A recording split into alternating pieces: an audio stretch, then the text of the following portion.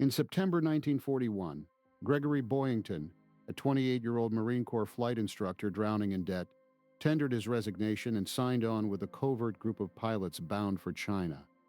The recruiting agent promised $675 a month, a $500 bonus for every Japanese plane shot down, and the latest aircraft straight from the drawing board.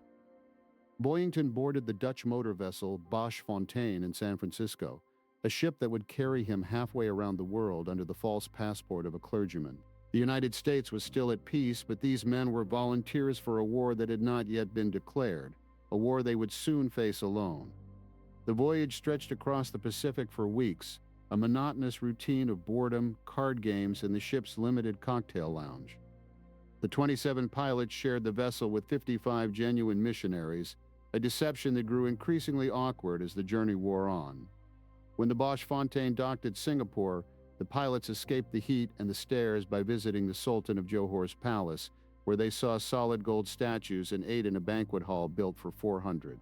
It was a first glimpse of an Asia that was both exotic and indifferent, a region that would soon become a battleground. From Singapore, the Bosch Fontaine carried Boyington and the other volunteers north to Rangoon, and then by narrow-gauge train to a small Burmese village called Toungoo. It was November of 1941, and the heat and humidity were crushing.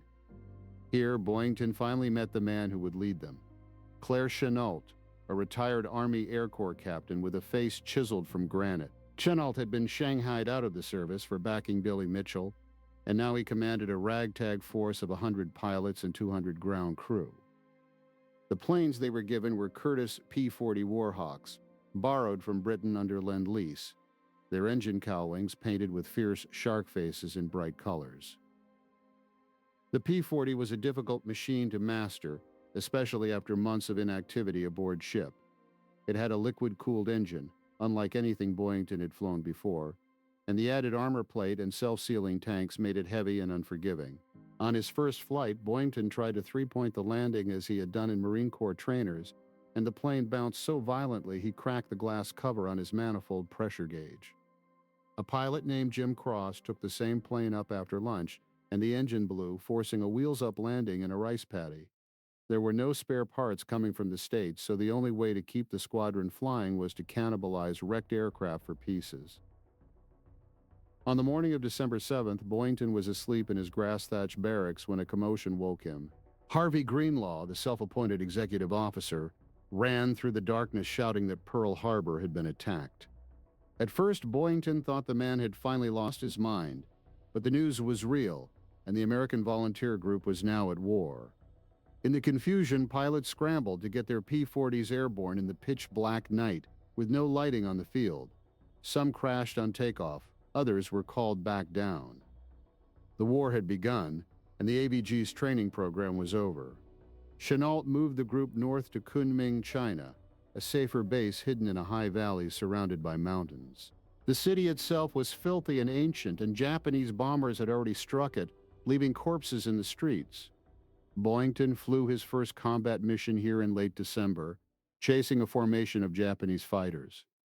But the enemy planes, nimble I-97s, easily outturned his P-40, and Boyington found himself looking down the barrels of their guns. He dove away to escape, but his pride was shattered. He returned to base without a single kill, humiliated and disillusioned. The talk of easy victories and antiquated Japanese aircraft had been a lie. In February of 1942, Boyington was transferred south to Rangoon, where the Japanese were pressing hard. The RAF airfield in Mingaladan was a wreck, pockmarked with bomb craters and littered with the blackened skeletons of burned aircraft. The mess hall walls were perforated with machine gun fire. Here, Boyington learned to fight the Japanese on his own terms. He discovered that the P-40 could outdive anything the enemy had. He began to use the sun as a weapon, keeping one eye closed. Using his fingertip to block the bright ball of fire, he made sure no enemy could dive on him unseen on his second real fight. Boyington led the scramble. This time, he stayed above the Japanese formation, working methodically from the top down. He caught his first fighter just right, and it blazed into an inferno. Seconds later, he heard a pilot scream over the radio, "This is for Koki, you son of a bitch!" The veteran pilot had been killed in their first disastrous encounter, and now the squadron was avenging him. Boyington sent another Zero spinning into the sea, and by the time the fight was over, the squadron had knocked down 16 enemy aircraft without losing a single pilot. The old illusions were gone, but something harder and more reliable had taken their place. In July of 1942, Gregory Boyington arrived back in the United States carrying only his AVG uniform and a briefcase full of Chinese currency. He expected his reinstatement in the Marine Corps to be automatic. The secret paper signed before he left for China guaranteed it. But weeks turned into months with no word from Washington. Broke and unable to leave the Seattle area while classified as awaiting orders. Boyington swallowed his pride and took a job parking cars for 75 cents an hour in a garage near Victory Square. Each day he watched uniformed men participate in war bond rallies while he stood in civilian clothes, knowing he had seen more combat than most of them. 3 months of silence broke him. In late November, Boyington sent a 3-page night letter directly to the Assistant Secretary of the Navy, fueled by a fifth of bourbon and sheer desperation. Within 3 days, his orders arrived. The delay, he later learned, was intentional. A Marine Corps colonel had dug up an antiquated regulation from 1939 that classified anyone leaving the Corps during a national emergency as a deserter. That officer had used the same trick against all 10 Marines who had volunteered for the AVG, burying their reinstatement requests without notice. Boyington reported for active duty in San Diego, and by January of 1943 was aboard the troop transport Lurline, steaming toward the South Pacific as a major without a command. He spent months in rear echelon purgatory on Espiritu Santo, assigned as assistant operations officer at the fighter strip, a job that consisted of counting planes as they left and returned. He watched other pilots rotate through combat tours while he cooled his heels in the tropical heat, his ankle still weak from a break suffered in a wrestling match. In August of 1943, with replacement squadrons critically overdue, Boyington talked the group commander into letting him form a new fighter squadron from scratch out of replacement pilots in the pool and borrowed Corsairs. The Corsair was a beast of a machine, 2,000 horsepower under the cowling, and a 3-bladed paddle prop that produced vicious torque on takeoff. Its long nose made landing like trying to see over a fence. It was the first American fighter that could climb with a Zero, and Boyington knew that was the edge he needed. The pilots who gathered around him were mostly kids in their early 20s, with barely 30 hours in the Corsair. Boyington called them his Black Sheep, a name they chose themselves after the battalion commander vetoed their first choice. They had been treated like bastards, they said, and the name rhymed. But before the squadron could even settle into its new quarters, Colonel Lard, the new group commander, tried to pull Boyington from command on trumped-up charges about drinking and regulations. General Moore, the wing commander, overruled Lard in person the next morning, intercepting him on the trail to breakfast and reassigning him to a forward strip, where he could do no more harm. Boyington kept his squadron, borrowed aircraft and all, and began preparing for combat in earnest. Within weeks, the squadron was deployed to a new forward airfield on the Russell Islands. On the morning of September 16, 1943, Boyington led his borrowed squadron of Corsairs off the White Coral Strip at the Russell Islands. They were escorting 150 dive bombers and torpedo planes to the Japanese fortress of Balale, a tiny island off Bougainville. The long flight was monotonous until the clouds broke and they saw the bombers diving through flak. Then the sky filled with Japanese fighters. Boyington's 20 planes had run straight into a formation of about 40 Zeros. He slammed the throttle forward, charged his guns, and fired into the first enemy plane he saw. It exploded in flames. He pulled off to one side, found another target, and shot it down. Before the fight ended, Boyington had knocked down 5 Japanese fighters, bringing his personal tally to 11 victories after the 6 he had scored with the Flying Tigers. His wingman, Bob McClurg, a replacement pilot who had joined the Black Sheep barely 3 weeks before, flamed 2 more, and the squadron returned to base with 12 confirmed kills. Christmas Day, 1943. Boyington took off before dawn on a fighter sweep toward Rabaul. The holiday meant nothing to him. He had always hated Christmas, the wet kisses, the forced cheer. Now he had a job to do. He spotted a dozen Japanese fighters returning from a raid on Allied bombers. The enemy was low on fuel and headed home.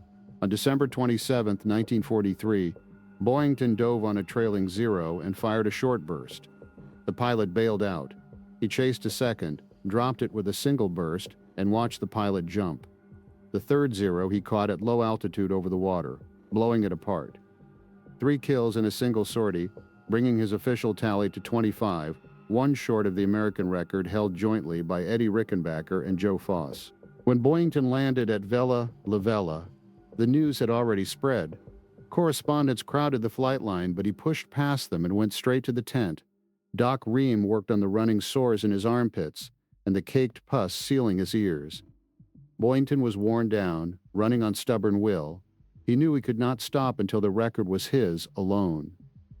On January 3, 1944, Boyington led the squadron on a fighter sweep over Rabaul. As they dove into a cloud of Japanese fighters, he saw George Ashmun locked on his wing.